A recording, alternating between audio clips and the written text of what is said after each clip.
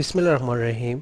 Secondary biology chapter number 26 सब major ecosystem के बारे में आज हम पढ़ेंगे, मतलब स्टार्ट करेंगे। सब मेजर इकोसिस्टम्स।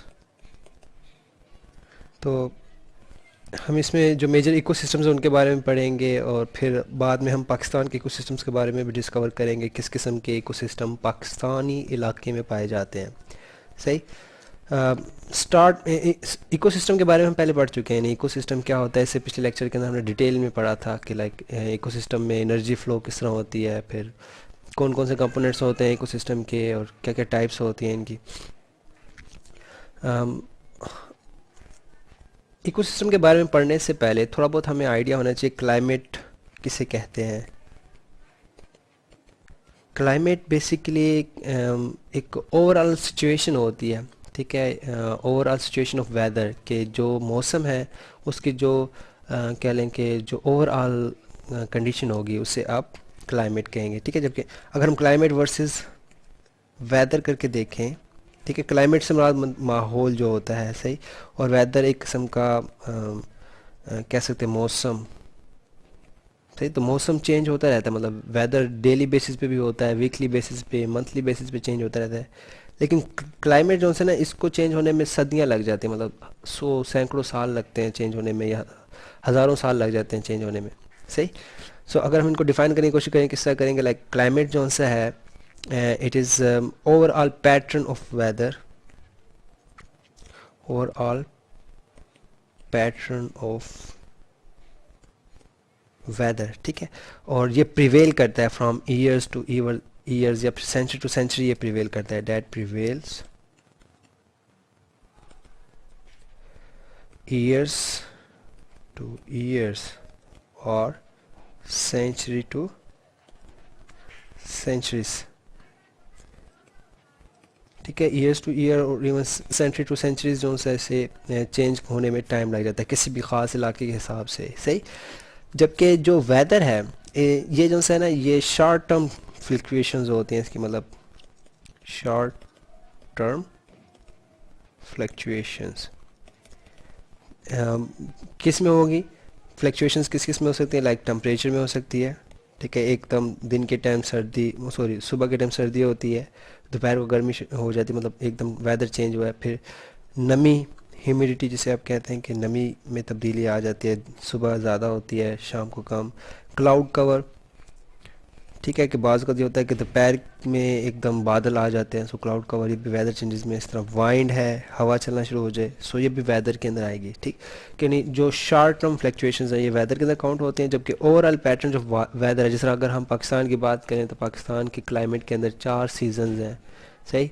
और उसमें मानसून की बारिशें भी आती हैं, सही। तो वो सारा मतलब उसका क्लाइमेट हमारा एक बना हुआ है, सही।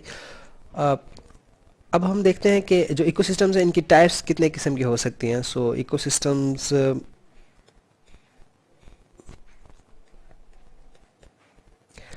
जनरली इकोसिस्टम दो टाइप्स के आप कर सकते हैं। इसमें एक टेरेस्ट्रियल है, टेरेस्ट्रियल को आप ज़मीनी कह सकते हैं, लाइक जिनका ताल्लुक ज़मीन से है। और एक एक्वेटिक, एक्वेटिक से जो आबी है, ठीक है, मतलब आबी जितनी भी चीज़ें जो पानी में होती हैं, सही। सो पहले हम एक्वेटिक को फोकस करेंगे कि एक्वेटिक इन्वायरमेंट्स में कौन कौन से इन्वायरमेंट इकोसिस्टम्स, कौन कौन से इकोसिस्टम्स आ सकते हैं।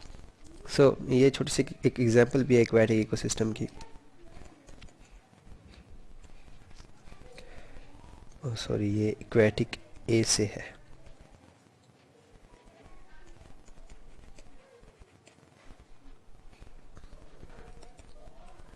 Aquatic ecosystem. सो एक्वेटिक में वैसे हम दो टाइप्स करते हैं। इसमें एक आता है, आप उसे कह सकते हैं कि सी या ओशन, ओशन या फिर सी, या सी वाटर कर लेते हैं हम इसे, बल्कि क्योंकि जो सी वाटर होता है इसके अंदर ज़्यादा आपको साल्ट्स मिलते हैं, ठीक है, मतलब ज़्यादा नमकीन पानी होता है, तो वहाँ का जो इकोसिस्टम है वो डिफरेंट है हमारे फ्रेश वाटर इकोसिस्टम से। Fresh water ecosystem. सही, फ्रेश वाटर के अंदर कौन कौन सी चीज़ें आ जाती हैं? फ्रेश वाटर के अंदर लेक्स, रिवर्स, पॉन्ड्स, ठीक है, और कैनाल्स, नदी नाले जो है वो इंक्लूड हो सकते हैं इसके अंदर। तो वैसे जो एक्वेटिक इकोसिस्टम है ये ओवरऑल जो सा है वो 71% है हमारे पूरे बायोम का या बायोस्फीयर का। ठीक है, कि मतलब हमारी ज़मीन का जो सा है ना वो 71% जो सा एरिया है वो पानी ने घेरा हुआ है, और उसके अंदर जो पानी है वो बेसिकली समुद्री पानी है। उसके अंदर हमने ये ओशंस, लेक्स वगैरह, सॉरी क्या क्या, लेक्स, पॉन्ड्स, रिवर्स वगैरह इंक्लूड नहीं किए वैसे ही। तो 71% हमारे ज़मीन पे पानी है, तो ये एक्वेटिक सिस्टम 71% बनता है। सही, तो उसमें से जो ऑलमोस्ट 99% है, इस 71% का जो 99% है वो ओशन या सी वाटर इकोसिस्टम के अंदर शामिल होता है, और ओनली 1% हमारे पास फ्रेश वाटर आता है। सही, फ्रेश वाटर इकोसिस्टम सिर्फ 1% है उस 71% का जो एक्वेटिक इकोसिस्टम बनता है। सही, और यही फ्रेश वाटर जो सा है आपके लेक्स, रिवर्स, पॉन्ड्स और कैनाल्स को मिला के ओवरऑल 1% बना रहे हैं। अब हम देखें कि प्रॉपर्टीज़ ऑफ वाटर क्या हैं जो मतलब उसका इकोसिस्टम टेरेस्ट्रियल से डिफरेंट है। सो उसके अंदर प्रॉपर्टीज़ ऑफ वाटर आ जाएंगी।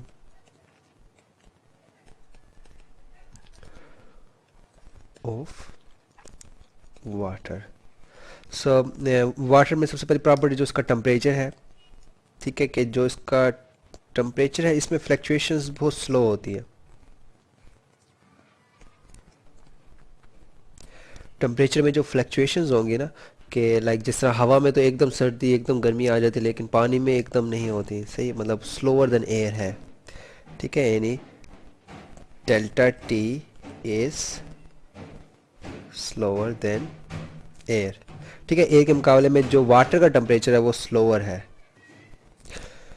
इसके बाद एब्जॉर्प्शन ऑफ एनर्जी पे आते हैं, मतलब ये पहली प्रॉपर्टी होगी। सेकंड प्रॉपर्टी पे देखते हैं हम, एब्जॉर्प्शन ऑफ एनर्जी। एनर्जी में ज़ाहिर बात है इसमें सोलर एनर्जी काउंट कर रहे हैं हम। ठीक है, कि जो सोलर एनर्जी है उसको एब्जॉर्ब करना। वैसे अगर हम पानी को देखें ना तो हमें ट्रांसपेरेंट नज़र आता है, लाइक आप उसमें से आर पार देख सकते हो, लेकिन उसका मतलब ये नहीं है कि वो एनर्जी एब्जॉर्ब नहीं कर रहा, उसमें काफ़ी अमाउंट ऑफ एनर्जी जो सी है वो एब्जॉर्ब होती है। ठीक है, और यही जो एनर्जी जो एब्जॉर्ब कर रहा है इसकी वजह से उसके अंदर जो लिविंग ऑर्गेनिज्म हैं वो ज़िंदा रहती हैं। सही, यानी जो एब्जॉर्प्शन है वो डायरेक्टली प्रोपोर्शन है डेप्थ ऑफ वाटर। सही, लेकिन जो जो हम गहरे पानी की तरफ जाएंगे उतनी ज़्यादा एब्जॉर्प्शन लाइट एनर्जी की होती जाएगी। सही, और जहाँ जहाँ कह लें कि मतलब जहाँ जहाँ एनर्जी एब्जॉर्ब हो रही होती है वहाँ पे फिर जो प्रोड्यूसर्स होते हैं। ठीक है, ये बड़ा इंपॉर्टेंट पॉइंट है कि लाइक जो एब्जॉर्प्शंस है वो किसके लिए होती है? प्रोड्यूसर्स के लिए। ठीक है, और प्रोड्यूसर्स में एग्जांपल में इसके आते हैं फाइटोप्लैंक्टन्स कहते हैं उन्हें। ठीक है, phyto planktons.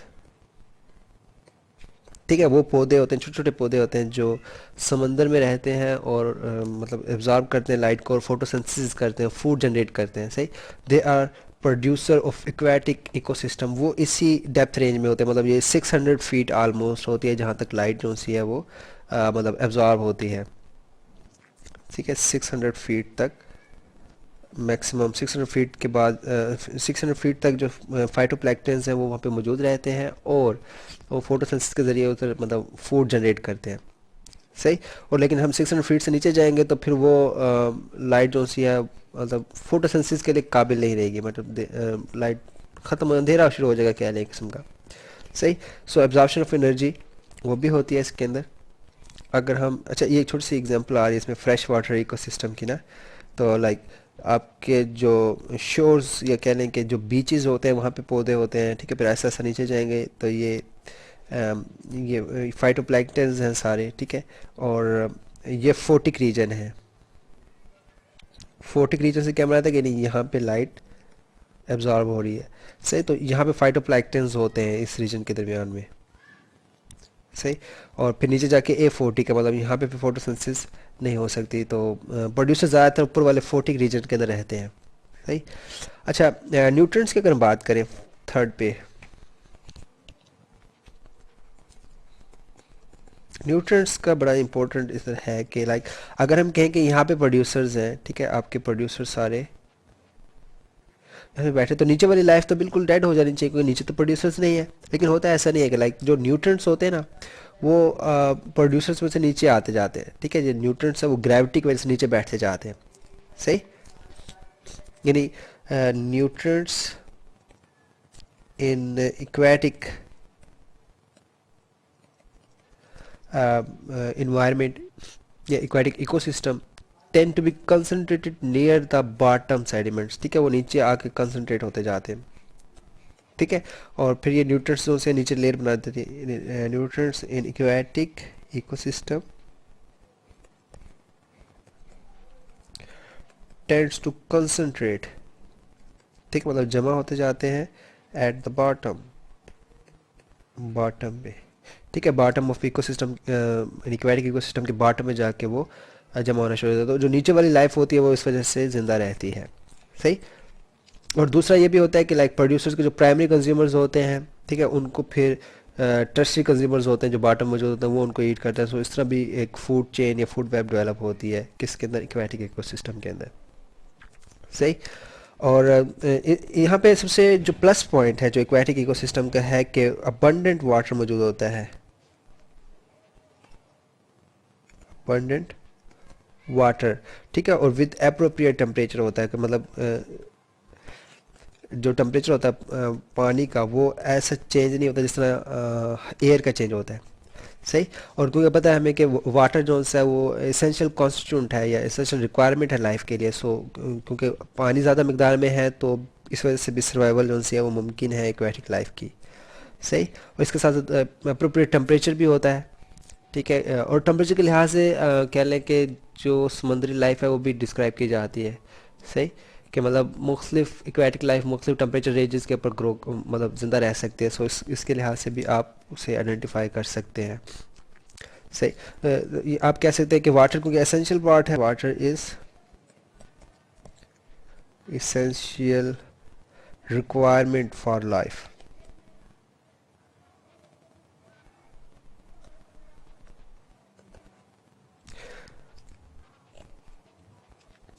Plus appropriate temperature is available। ठीक है, appropriate temperature is available for metabolic processes। ठीक है, जो metabolic processes हैं उनके लिए अप्रोप्रिएट टेम्परेचर जो से वो अवेलेबल होता है। ठीक है, जिस वजह से उनमें मतलब जो एनर्जी फ्लो है वो मतलब कंटिन्यू रहता है। सही।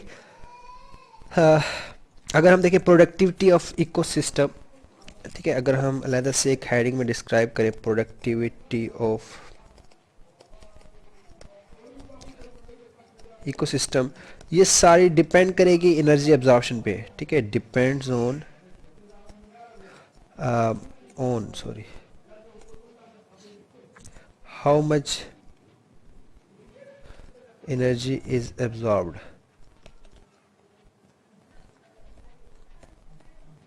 ठीक है, कि कितनी एनर्जी जो सी है वो एब्जॉर्ब होती है, सोलर लाइट जिसे आप कह सकते हैं वो एब्जॉर्ब होंगे। सही।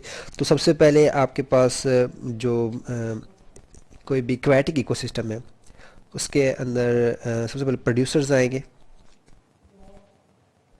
प्रोड्यूसर्स के अंदर मतलब फाइटोप्लैंक्टन्स जिसे हम कहते हैं, फाइटोप्लैंक्टन्स।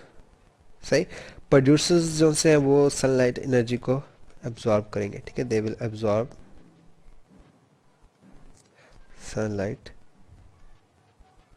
एनर्जी। ठीक है, कि जो सनलाइट की एनर्जी है उसको वो एब्जॉर्ब करेंगे। और फिर प्रोड्यूसर्स से आगे कंज्यूमर्स होंगे। ठीक है, कंज्यूमर्स में मतलब सबसे पहले प्राइमरी कंज्यूमर्स आएंगे, जाहिर बात है।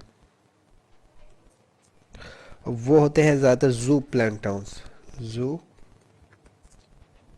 प्लैंक्टॉन्स, सही। और फिर प्राइमरी कंज्यूमर से आगे एनर्जी जो सी फ्लो करेगी वो टर्शरी कंज्यूमर्स की तरफ जाएगी। टर्शरी कंज्यूमर्स के अंदर आपके पास आ जाते हैं जो लार्ज एक्वेटिक एनिमल्स हैं, ठीक है। वो भी जू प्लैंक्टॉन्स कह सकते हैं उन्हें, लेकिन वो थोड़े लार्ज होते हैं, लाइक दे कैन ईट जू प्लैंक्टॉन्स, ठीक है, कि वो उन्हें ईट कर सकते हैं। लाइक इसके अंदर हमारे पास शार्क है, ठीक है, शार्क के अलावा डॉल्फिन है, सही। तो ये टर्शरी कंज्यूमर्स के अंदर आते हैं। फाइटोप्लैंक्टन्स के एग्जांपल के अंदर स्पायरोजायरा है, स्पायरो गायरा, सीडोमोनास, क्लेमोडोमोनास, सॉरी सीडोमोनास नहीं, स्पायरो गायरा, क्लेमोडोमोनास है। जू प्लैंक्टन्स के एग्जांपल में आपके पास हाइड्रा है, ठीक है, लाइक जो सिंपल ऑर्गेनिजम्स होते हैं, हाइड्रा। और टर्शरी कंज्यूमर्स की बात कर ली हमने, वो जिसमें हमारे पास शार्क, डॉल्फिन वगैरह हैं, जो बड़े कह लें कि वर्टिब्रेट एनिमल्स हैं जो कि एक्वेटिक एनवायरनमेंट में पाए जाते हैं। तो यहाँ से एक चीज़ बहुत सिंपल है, लाइक जो सारी इनकी फूड चेन या एनर्जी फ्लो की जो मतलब बेसिस है वो प्रोड्यूसर्स हैं, जिसमें हमारे पास फाइटोप्लैंक्टन्स आ रहे हैं, ठीक। तो समटाइम्स अगर किसी वजह से इसमें गैप आ जाए, लाइक सनलाइट जो सी है वो प्रोड्यूसर तक नहीं पहुँच पाती, ठीक है। लाइक अगर बहुत ज़्यादा सीज़न में ऐसा हो कि बर्फ़ पड़ना शुरू हो जाए, तो ऊपर वाली जो सी चीज़ है, मतलब ऊपर आइस आ जाए, ठीक है, तो आइस से फिर क्या होगा कि जो लाइट है वो कम जाएगी अंदर, लाइट कम जाएगी, तो उसकी वजह से फिर मतलब फाइटोप्लैंक्टन्स कम प्रोड्यूसर्स होंगे तो कम कंज्यूमर्स, टर्शरी कंज्यूमर्स भी कम होते जाएंगे। सो मतलब जो न्यूट्रिएंट्स की अवेलेबिलिटी है इट वेरीज विद टेम्परेचर, ठीक है जी। Nutrients availability varies with temperature, और सॉरी टेम्परेचर क्या क्या सॉरी सीज़न, ठीक है, कि जो जो सीज़न चेंज होगा उसके लिहाज से जो न्यूट्रिएंट्स की अवेलेबिलिटी है, मतलब न्यूट्रिएंट्स कम ज़्यादा होते रहेंगे, सही। सो ये आज का हमारा लेक्चर होगा जिसके अंदर एक्वेटिक इकोसिस्टम का हमने ओवरव्यू किया है। अगले लेक्चर के अंदर हम फिर जो मानी फ्रेश वाटर लेक्स हैं उनके उनके बारे में डिटेल में स्टडी करेंगे, जिस तरह हमने ऊपर इसकी डायग्राम भी एक शो की थी, ठीक है, like it is a fresh water lake. इसमें कौन कौन से जोन्स हैं, वहाँ पे कौन कौन सी लाइफ होती है, उसके बारे में कल हम डिटेल में बात करेंगे।